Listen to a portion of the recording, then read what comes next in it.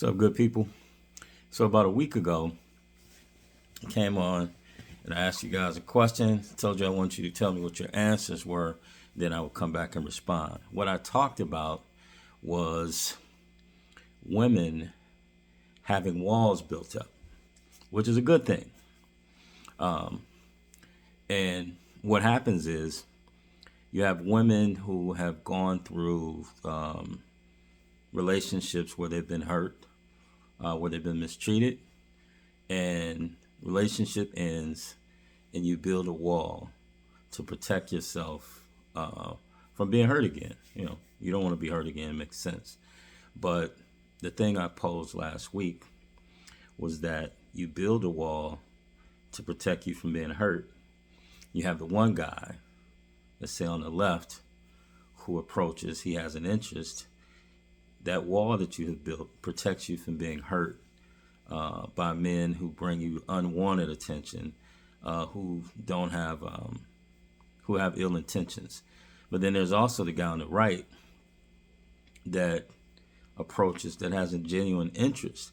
And that same wall that protects you from being hurt by a guy with ill intentions shields you from being loved by the man who actually would come and bring to you what you would want and what you would actually need. And the question I asked was, what do you do? Because you actually do want to be in a relationship. If you didn't want to be in a relationship, then it's cool, because your wall is protecting you, you're not losing anything, so you don't want to be in a relationship anyway. But in a case where you do, how do you proceed? There's three things that I'm going to tell you, and I'm sure I could think of more, but there's three things. The first one is, don't talk too much. And what I mean by that is, what I've seen happen sometimes is a man approaches a woman, she gives him her time because she's interested, she wants to be in a relationship, and she's happy, and not overly happy, where you giddy, but you're just welcoming the attention. And what happens sometimes is you talk too much. And when I mean talk too much, I'm just saying the best analogy I can give is, think of, you get a phone call, the unwanted phone calls from the salespersons that we get trying to sell whatever, trying to sell you a new phone service, the Wall Street Journal, whatever they're selling. You get that phone call. And usually what most people do is, once you identify as a sales call, most people don't even wait for them to take a break or a breather, and then so you can kindly say, I'm not interested. Most people just hang up. But what this person does, or what the woman who I say talk too much does, is, imagine you get a phone call and it's a salesperson and they're giving you their sales pitch, but then you start telling the salesperson all the reasons why their product is good for you. So it's like they don't even have to pitch whatever it is they're selling, because instead of them selling you and convincing you that you need what it is they're selling, you start telling them all the reasons why their product is good for you. Same thing happens in these relationships. A lot of times what should happen is, when a man approaches you, he should be doing the majority of the talking, because he's the person that's taking an interest. He's the person that's pursuing, and he's the person that should be giving you the reasons why and presenting his case for why he deserves your time. And what happens when I say don't talk too much is, what happens sometimes, women, they start telling the guy basically all the reasons why he's good for them, or why they start selling themselves to the guy. And you talk too much and show yourself, I don't want to say overly interested, because you don't play games, but you can talk too much. And you put yourself in a vulnerable position where you can be taken advantage of. You don't know the guy. He doesn't know you. He approached you. And what you should do is not talk too much. Engage him. Ask questions. But he should be doing most of the talking. You shouldn't talk too much, because what happens sometimes is you come across as desperate, and sometimes you are. And it could hurt you because you can be taken advantage of. So that's number one. Don't talk too much. Basically, let him talk, you respond, and then evaluate what he's telling you so you can find out what kind of guy he is. Because sometimes women will say this, men will tell you exactly what you want to hear. Well, how does a man know what you want to hear? Women, you all are different. You're not all the same. So a guy doesn't know what you want to hear unless you talk too much and tell him what you want to hear. All right, so don't talk too much. That's number one. Number two is not to become too emotionally engaged too soon. That happens, and which is going to kind of overlap with number three, but try your best not to get too emotionally involved too soon. Usually how that happens is you spend a lot of time with a person and you're spending time having fun. And the more time you spend, and don't get me wrong, I'm not saying you shouldn't have fun, but where you're focused more on that than finding out who he is. If you're going out with a man, you should have things in your mind that you want to know about this guy. And I'm not talking about superficial stuff. A lot of the stuff that we see on social media all the time where it's how much money do you make. Money is important, don't get me wrong. But how much money a man makes does not determine the character of the man. Doesn't tell you a lot about who he is. It may tell you that he works hard, whatever he does for a living, but it doesn't tell you who he is. So rather than just spending time measuring, or did he take me somewhere nice? More importantly, you need to have in mind things that you want to know about this guy. Where did he come from? How did he grow up? What kind of environment did he grow up in? All of those things. What is this guy's aspirations? Who is he? What does he believe? If you're a believer, then you want to know, do we share the same faith? Are our beliefs compatible? You want to know things like that. Usually what happens is people are going out, they're spending a lot of time having fun. And when you're having fun with somebody that you already like, you're attracted to, your emotions begin to engage. And usually what people do is they try to avoid the conversations that they should be having. You should be having the tough conversations. And usually when I say that, you don't want to ask him that on the first date. I'm not talking about where you ask on the date. And honestly, it shouldn't matter whether you ask on the first, certain things you ask on the first date, or whether you ask them before you even go out on a date. If a guy has the same interest that you do, he doesn't have a problem with you asking certain things.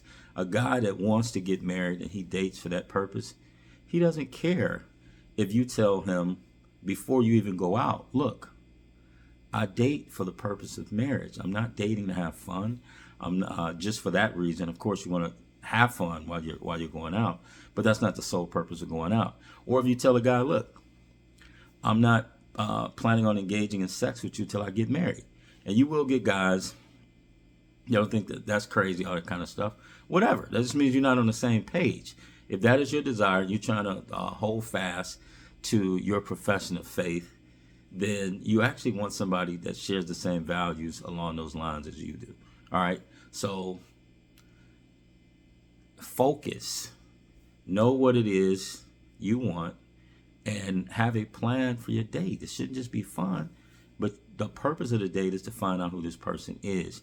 And when you focus on those things, it kind of eliminates, or at least you run less of a risk of getting too emotionally involved too soon.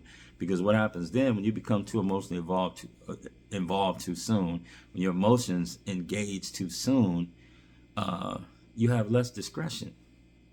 You see people do that. They'll jump into the relationship, they're hanging out, they're having fun. They really like this person, and then you don't want to have conversations that you should have because you don't want that to interrupt your fun. So again, number one, don't talk too much. Number two, don't become emotionally engaged too soon. And the way you navigate that is make sure that you're focused. Make sure that you remember the purpose and why you're dating. It's to get to know this person. is not just to go out and have fun. And don't be afraid of the tough conversations, because it's better to have the tough conversations now that either will say, you know what, we're not really compatible, than it is to get into the relationship and then find out after you're already in a relationship, or worse, in a marriage, we're not really compatible. All right. So number 3, don't do too much physically. What'll happen a lot of times, and that's why I said number 2 and number 3 overlap. You have people, they jump in relationships and they're physically involved. They're having sex and all these kind of things. You just met the person. You don't even know who this person is. Forget your profession of faith. Even if you didn't have one, you're doing too much physically with a person that you don't know. And then that immediately, or that begins to take over the relationship. That becomes a central part, if not the main part, of your relationship, the physical aspect. And it jacks you up. Because if you're doing those things, if you're having sex with somebody that you enjoy having sex with, you can say all day long, oh, we're not going to do this anymore. Been there, done that. And that derails your relationship. And that wall is gone. And here's the other thing that I see happening with when a woman builds a wall. Here's the other thing that I see. What happens a lot of times, and what I mentioned about number 3, don't become too physically involved. Even if you're not having sex, sometimes you can just go too far and doing too much. But here's what I see happening a lot of times with ladies who have been hurt. They build a wall, and again, rightfully so. You should build a wall and have certain borders. And you should have certain borders. You should have, what's the word I'm looking for? I can't think of it. I'll think of it in a minute. But you should protect yourself, and so that you're not hurt, right? But here's what I see happening. What'll happen a lot of times, I've seen this, I've experienced it, where a lady will have certain walls built up to protect herself, again, as she should. But what happens is she wants the attention of a man, but she's guarded. So she won't let a man, the good guy, close enough to get a chance to know her. And in order for you to really get to know someone, you have to have a certain level of vulnerability. You have to have a certain level of intimacy. And I'm not talking about sex. I'm talking about genuine intimacy, where you let a person in beyond the superficial. But boundaries is the word that I was looking for. You need to have certain boundaries. But what will happen is the lady, she doesn't want to be hurt, so she won't let a man in to have genuine intimacy. But what she will do, she'll let the guy on the left, the not so good guy who's coming along, he's saying all of the things that she wants to hear in terms of things that make a woman feel desired. He's having, the sexual innuendo, or just a directly sexual conversation that makes her feel desired, makes her feel wanted. What she wants, she feels desired. Who doesn't want that? But the problem is that guy that she lets in, you end up having sex with this guy.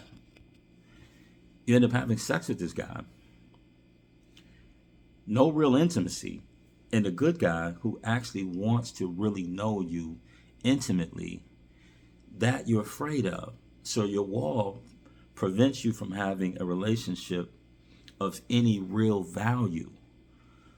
You're only open to a guy who's coming in close enough where you feel comfortable, because you don't have to be vulnerable enough to have real intimacy.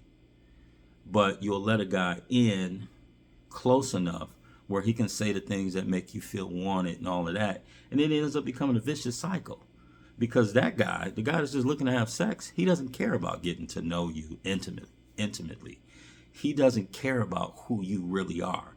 What he cares about is satisfying his desires, and he gets that from you.